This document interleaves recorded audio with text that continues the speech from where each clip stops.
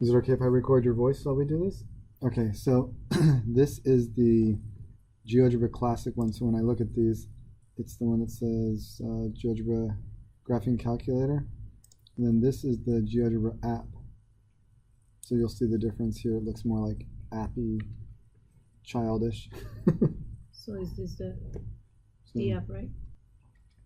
and on both of mine, I've actually already modified them a little bit. And I'll show you why. Like on this one, I've put down here the toolbar, the play bar, and you get that by opening it up, settings, and then navigation bar for construction steps. I hit show. It was clicked off, but I hit show and I said, make sure I show the play button. And what's cool about that is it'll allow me to look at your construction and to just go back and forward to see exactly how you made it. That way, grading is like real easy. If you've done it according to the Euclidean construction rules, it'll all be revealed. All right, so here's the classic one. I'm going to right-click and turn off the axis and right-click and turn off the grids. That's what I suggest to you. You don't have to. Okay, so first I'm going to go back to the PowerPoint and quickly show you this. We already talked previously about a few constructions. Even prior to this chapter, in chapter 11, we did some constructions. We made reference to them. Here's some of your basic tools. So you can have a straight edge where you could measure, draw a line between 2 points. You can think of that line as like a radius and another point being a center. So you can open a compass up to that distance and rotate around that center and create a circle with radius, whatever that measurement is. So that's an important ability to have. So if I was to, go over here, that's kind of like having the line tool. So I'm clicking on it here, and everything I'm saying you can watch later, but you can also pause me if I'm going too fast. So I create a line segment, just click, and then I can click on the circle and use the compass tool, and now it's active. So if I want to go back to it, I just have to click there again, and I stretch a compass open that wide. Sometimes on some devices it will show the circle, otherwise it'll just show those points highlighted. See how they're like active points right there? On mine it actually shows the circle, and then I can put that wherever I want. So here is a circle center C with radius AB. I know it's got radius AB because I use the compass tool to measure it out. More importantly, if I want to check, I can click on the cursor and I can move AB and see that the circle responds to that because the circle has radius AB. And so, that's just using a compass basically. Compasses can be open to measure and recopy. So actually what we can do with that is, now that we have that, if we want an equivalent segment, I could just take the segment tool and I can start from that center and go out to the circle and make sure that, see how I have crosshairs right there currently? It looks like crosshairs. If I move out, it's going to turn into a cursor. That means I'm going to put it right there on the circle. And so that line segment G is identical and it's congruent to F. Oh, to F. So DC is congruent to AB, which I can verify by clicking and dragging. See, it doesn't ever get larger or smaller. It just moves to different locations around the circle. To get larger or smaller, it's all dependent on this, because DC is a child of AB.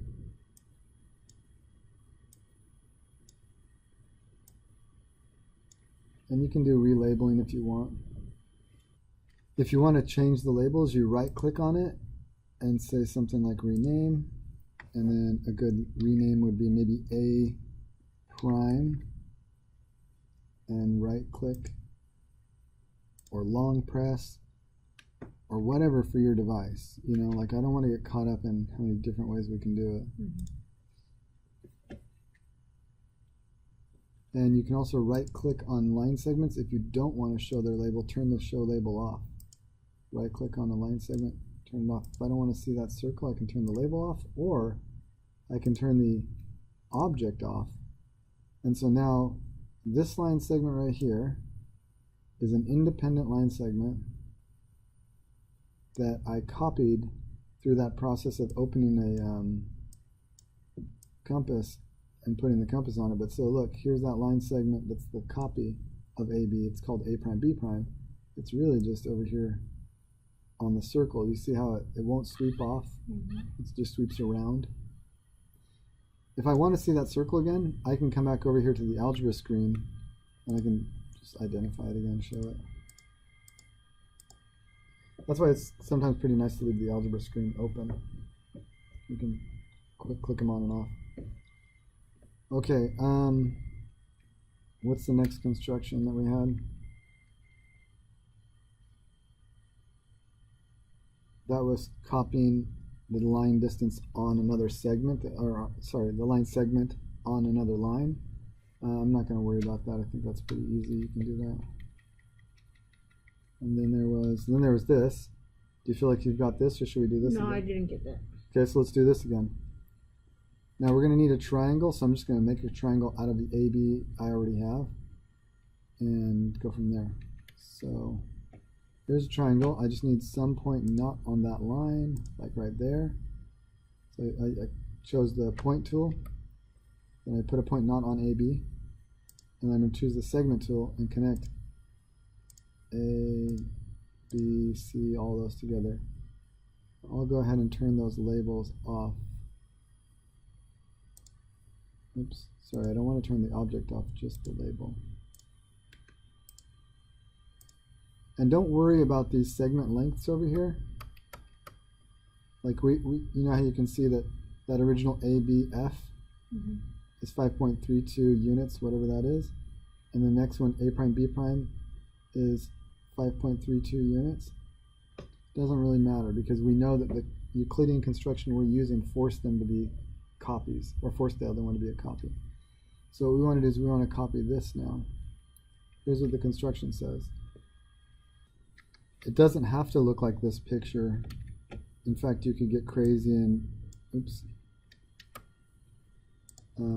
go like really extreme some other way. And this orientation can be some other orientation. It doesn't really matter. But it is going to be easier for me to explain this if I make it look exactly like this, which is kind of ridiculous. So I'm going to have to relabel B and C and all that stuff, but here I go. So I'm going to have to call this one, I'm going to call it BC at first. So I can call this one then C.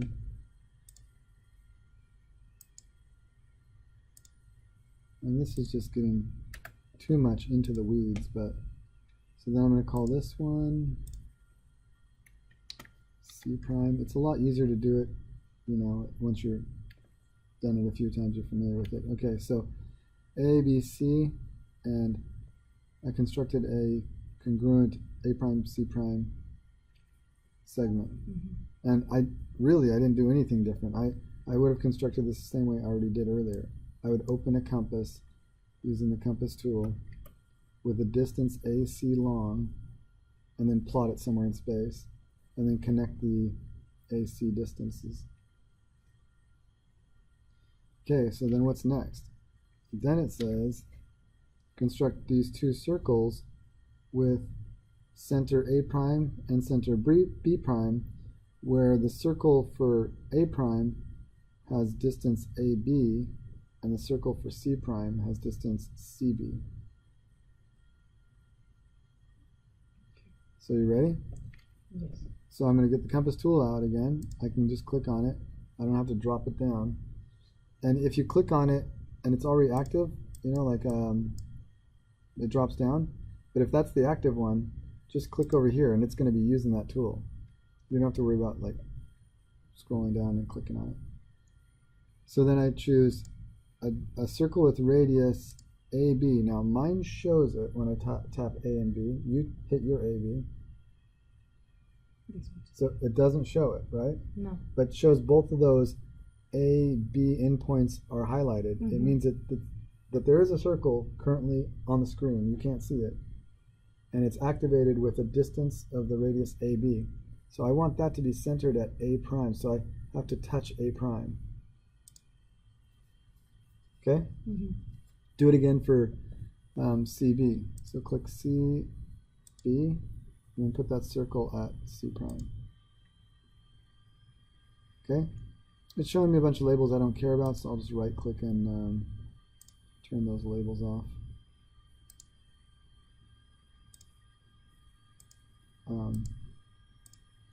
Now I need the intersection. Here's what this says: is you construct those such that we have this arrangement, and then where either circles intersect, you have a B prime or B double prime. You've created a similar triangle. There's the one underneath that faces down, it's still congruent, or there's the one above. We'll just go with the one above. So it's going to look like this. All we have to do then is connect the line segments to this intersection. See, this original circle is just the compass. I'm going to turn that circle off. How can you turn it off? Because all these circles are making me confused to where I'm gonna get the intersection. Well, see how they're all labeled right here? Because those stray marks, they're kind of just like little, as you see right here, little arcs, little hash marks in the construction world. So in fact, what you could also do, just for interests, you could change the properties of these. In some places it's easier to change than others, but I could have it be a dashed line. I can make that one also a dashed line. You know, whatever. Or you can turn them off. But what you need is you need this intersection right here between the two of them. So you can either use the intersection tool or use a point tool and just be very careful putting it on. I like the intersection tool, but then it shows me 2 points of intersection because see how these circles meet here and here? Yes. And I don't really care about both of them, but I'll show you. If I click that circle and that circle,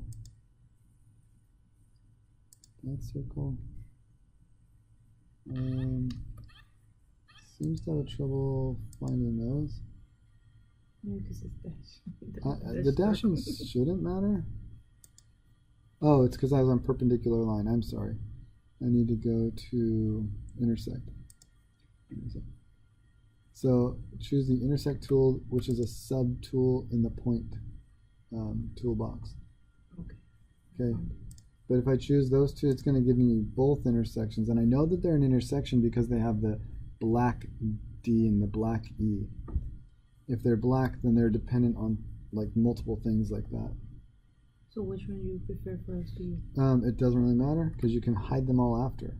So I would, since I've got accuracy, pinpoint accuracy, since I'm using a mouse, I would just scroll over this and wait till I've highlighted both circles. But when you're using the touch interface, you might want to just use the intersect. Okay, and I touch where they cross? You want to touch right where they're crossing over both of them. I don't know if I choose the crossing thing, the intersect. So now we need the actual line segments of the sides of this triangle that we've copied. So I'm going to just go to the line segment tool and make A prime D and C prime D, and then I'm actually going to change the name of D to B prime. You said we were gonna have something like this for our test, right? Are you okay as they appear? Right. So for a test, I could care less what the names are. You just can do that if you think it looks prettier that way. Because let me show you. Remember that construction thing I was talking to you about? I can like hit play and stuff. I can go all the way back to the beginning, 1 point, and I can see exactly what you did. You created 2 points, and then you connected the 2 points. That's the line segment. Now you don't have to do all that separately. You can do that with the line segment tool, but I know that you used a regular Euclidean construction, rule, or you followed the rules. I can go to the next one. Then you've got another spot where you're going to create another segment. and with a circle open with center C prime and distance AC, you create another radius of that circle, so I can see that they're connected. So it's just telling you step by step what we did. Yeah, and if there's anything hiding, which there are things hiding, not not because you're trying to be deceptive, but just because you didn't want them showing, I can show those, and so then that way when I do the construction, I can see them appear. Okay. This is good for you too. When you're doing your work, you can go back there and go, man, where did I go wrong? In fact, you can even hit the play button down here. And start at the beginning and hit play. And it's ranged right now to go every 2 seconds. It's going to do another little construction, but you can make that faster. I'll show you how. I'm going to pause that and scoot it over. You see the number down there? None of this is being caught on the video, by the way. But you can bring it down to 1 second. I wish I could make the video bigger, but anyway, hit play. Now it's going to go faster.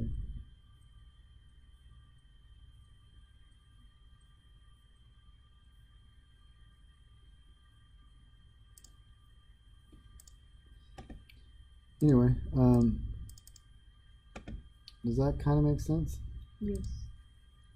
So we just learned how to copy a triangle with compass and straight edge. And, some sort of a writing utensil. Good. Can you check if I did mine right, even though you went?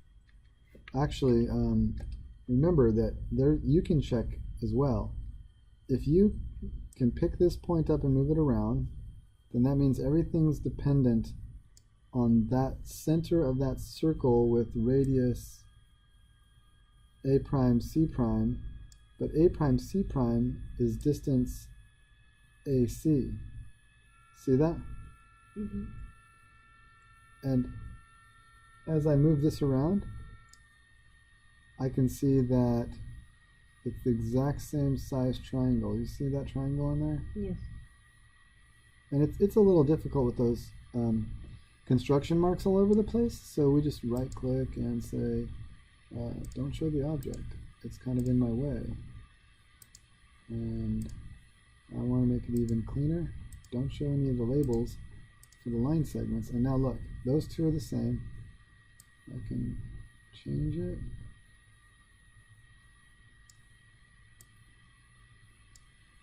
I can even set it on top of one another if I really want to.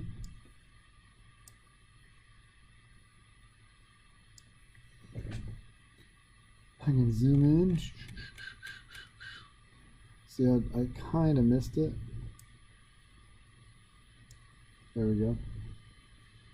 So if I touch point C and everything moves together, that means I did it correctly. Yeah, if you touch point C and it all moves together, C prime, that means that they're all dependent on that center, so that's your location piece. If you move A and it stays the same size, that's your rotation anywhere around the circle. If you move A closer to C and you see that the sizes change, but the shape remains the same, down below. Well, the shape changes too, I guess I should say, but anyway, let me go through your construction. And then if you like what you have, then you can save it. So I can save as, share, all sorts of things. Where do you click? The little lines, the little bars? Of the file? Yeah, so I could save it. Yeah, I chose file. Oh, so your device, hit share.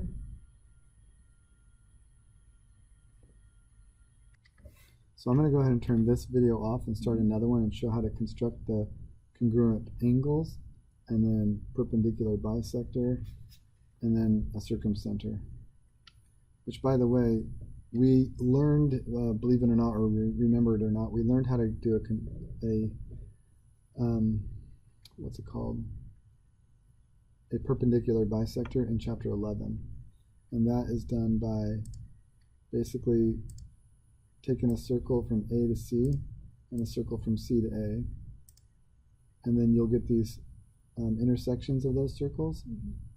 And you can just create a line that goes from the one intersection to the other intersection. You see how when I roll over it, that's just circle P. This one's just circle Q. But if I'm at the intersection, it'll say, that's circle P and Q where I'm about to place that point. That's really important.